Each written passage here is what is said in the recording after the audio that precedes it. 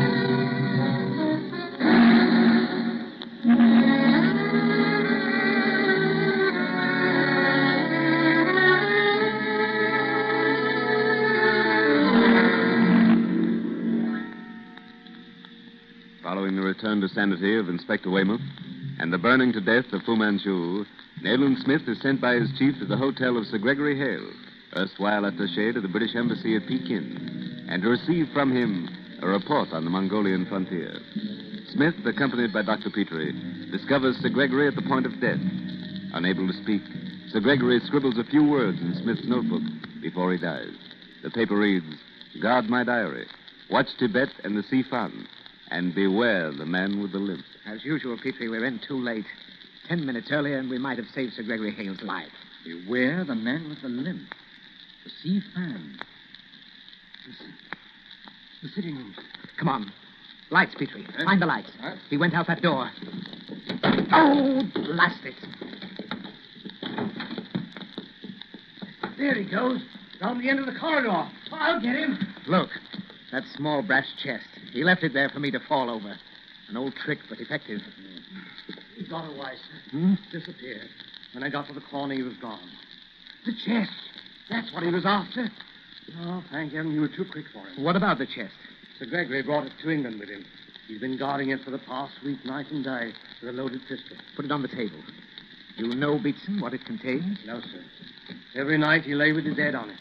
During the day, he never took his eyes from it. Close the door, Petrie. He didn't tell you, Beatson, what was in that chest? He said nothing? He'd cry out in the dead of the night, "Beatson, you hear that woman?" And then he was constantly listening for someone that he called the man with the limp. The man with the limp. He'd have me up with him during the night, listening with him. "There he goes," he'd whisper, with his ear close to the door. Has he had any visitors? None, sir. He said that he'd seen no one but a Mr. Nayland Smith. He said Mr. Smith was the only man he could trust. You've gone through a trying ordeal, old man. No one could have done his duty better. This gentleman is Nayland Smith. Well, thank heaven you've come, sir. Whatever can be done to carry out your master's wishes shall be done. Go into your room now and lie down until we call you. You need the rest. Yes, sir. Very good, sir. Thank you. Petrie, I want you to examine the body of Sir Gregory. Determine the cause of death if you can. I'll go over things out here. Let me know if you find anything.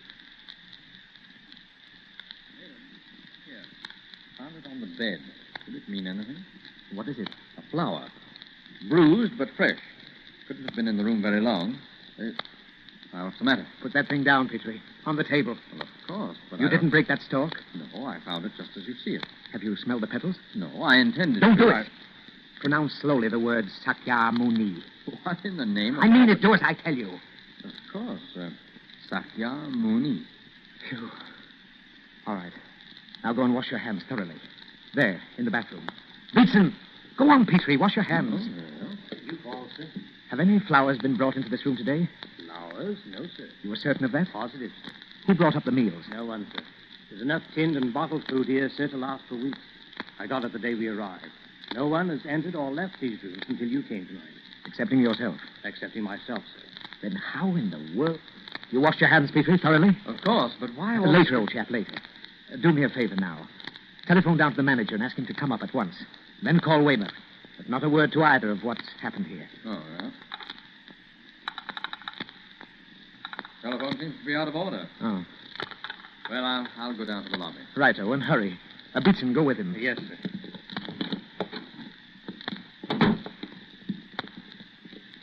The elevator, Dr. Petrie. He's around the corner at the far end of the corridor. Wait. Listen. That tapping. Yes. We've heard it often, sir, passing our door. Seems to come from down the corridor, around the corner. Let's see who it is. Come. That door. Just closing. You went in there. Right. Well, we'll see.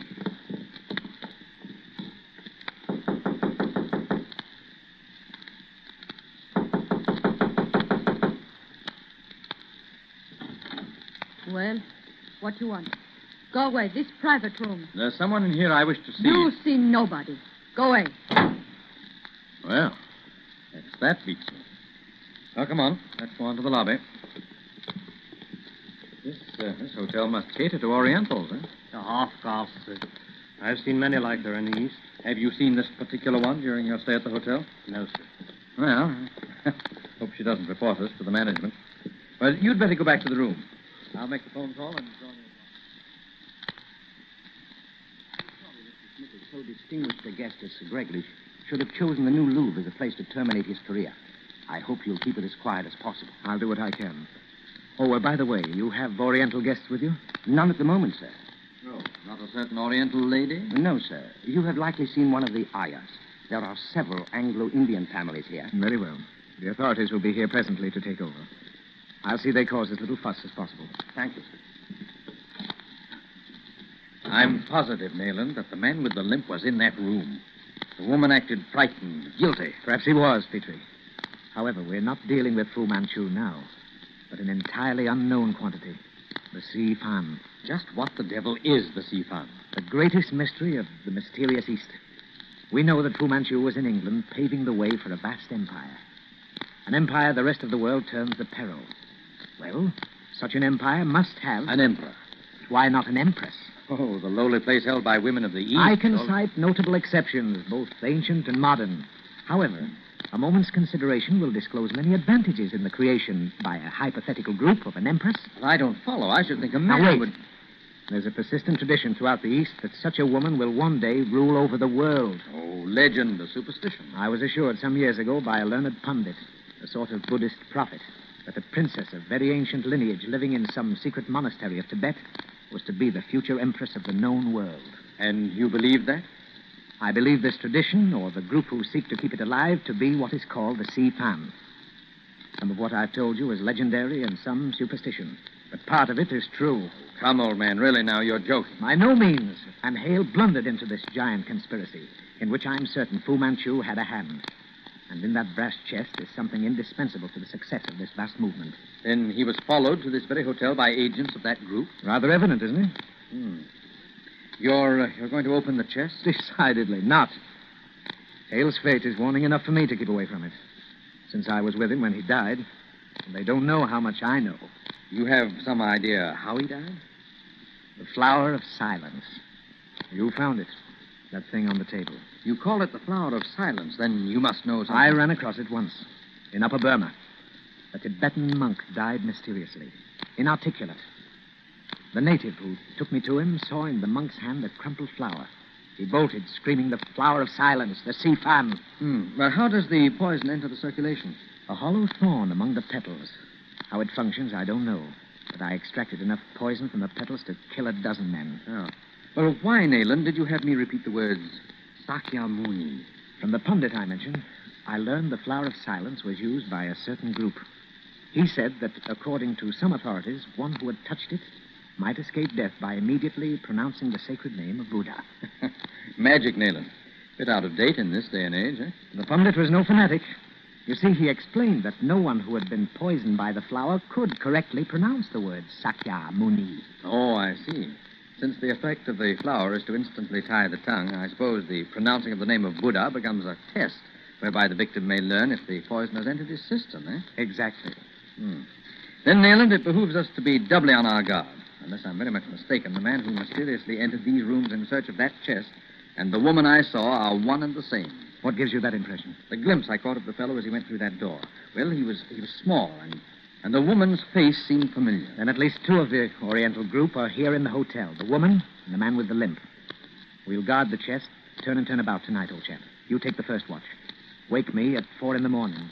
And remember, we must not doze for an instant.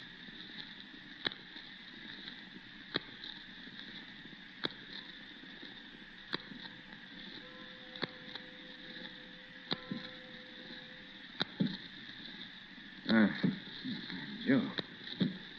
Strange tapping again. The floor above.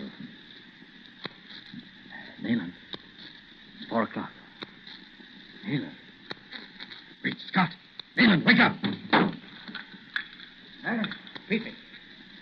What's happened? Quick, get out of the way. What's the matter, old man? Matter enough. This light fixture.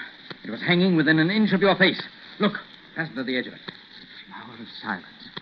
Good heavens. Someone has been at work on the floor of the room above the bedroom. They fastened the flower to the fixture, let it down, and you would have tried to brush the thing away. Ah. Now I see how the thing was introduced into Hale's room. By the light fixture over the bed. Sakya Muni. Sakya Muni. Oh, thank heaven I saw it in time. Say, listen. We shan't miss him this time. Come on, Nayland. No. There are times when prudence is the better part of valor.